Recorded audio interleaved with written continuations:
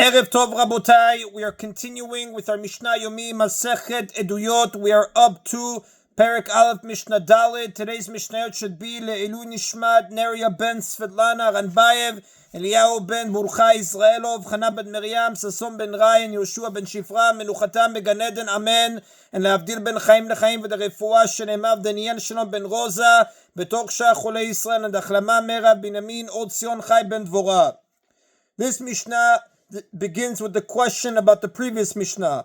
V'lama maskirin et divrei Shammai v'Hillel levatala.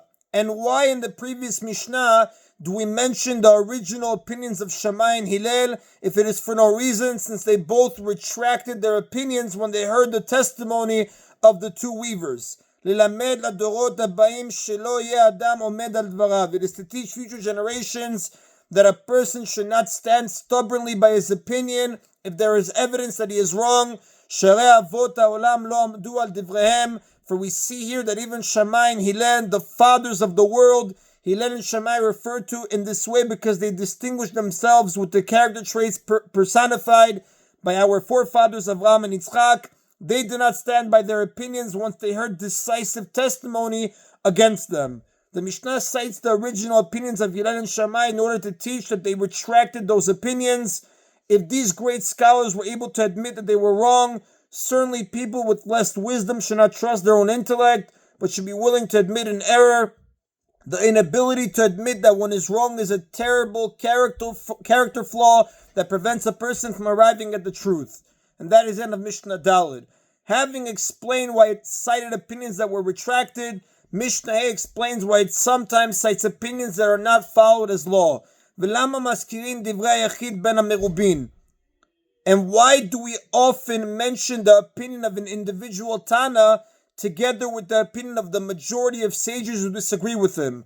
If in any case the law only follows the opinion of the majority, why do we mention the minority opinion if it is not followed? It is to teach that there is such an opinion, so that in the future, if a court will see fit to follow the opinion of the individual Tana and rely on him to rule against the majority opinion, the court's ruling will stand and the individual Tana's opinion will be accepted as law. Although the law generally follows the majority, a court can decide to follow a minority opinion that was overruled. Even though the Torah states that we are to follow the opinion of the majority, the opinion of the minority is nevertheless a valid opinion. What we say, Elu velu divrei Elohim chaim. If the majority of judges on a court decides that that opinion is correct, it can be accepted as law. Accordingly, another court will not be able to overturn this ruling.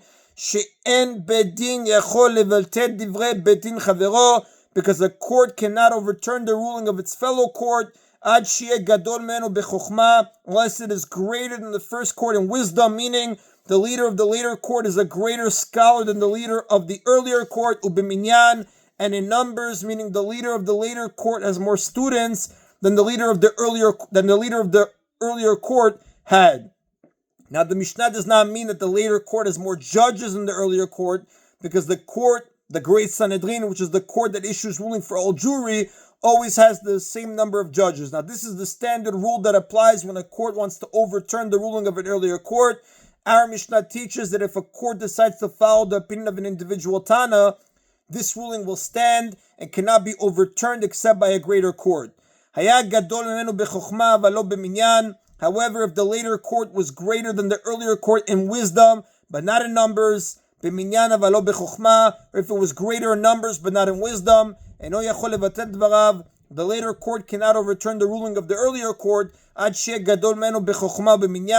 court cannot overturn another court's decision unless it is greater than it in both wisdom and numbers. The Mishnah repeats the statement to stress that a court must be absolutely sure that it is greater in both wisdom and numbers before overturning another court's decision. And that is the Rabotai of today's Mishna Yomi. Baruch Adonai Le'olam. Amen v'amen.